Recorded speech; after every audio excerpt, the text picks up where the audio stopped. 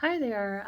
So I am reminded today in a session with a client where I was talking with them about fidelity of a partner. And one of the things that I always educate my clients about when it comes to fidelity of a partner, particularly women, and as it comes to sexual safety, is that there are a lot of times when it comes to STDs and STIs where men can be carriers or hosts for STDs but not have the symptoms.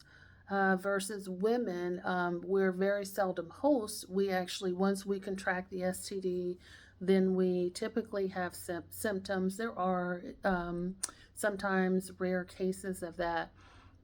But also for women, especially for African American women and Asian women who are unfortunately leading the statistics in terms of contracting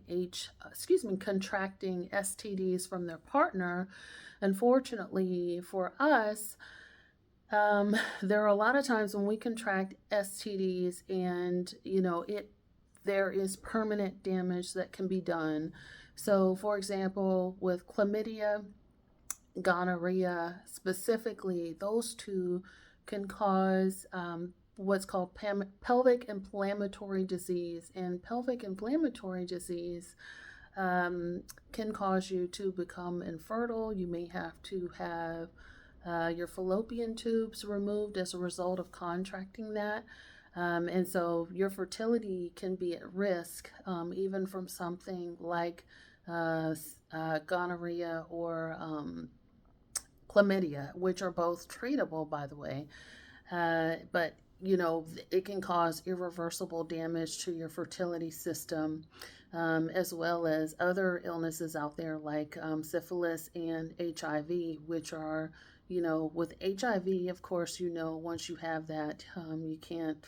Those are things that you can't get rid of, as well as herpes is another illness. And in my profession, most of the women that I see who have contracted something are typically those that are in long-term monogamous, what they perceive to be is long-term monogamous relationships, and that's oftentimes how they find out that there's a case of infidelity, is when they contract something that they unfortunately are unable to get rid of. And so those are the highest in terms of statistics of contracting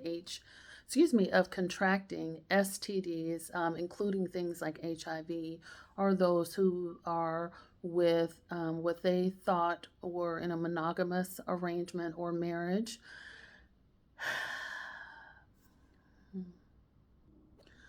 Only to find out too late that they were not, and now there's irreversible consequences for loving someone who didn't love them as much and was reckless with their own health and their own bodies.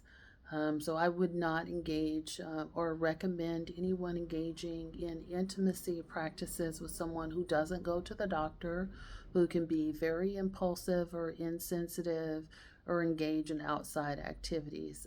So if a person doesn't take their health seriously, even for going for physical checkups, that to me is a red flag. Why wouldn't you want to know about and stay on top of your health?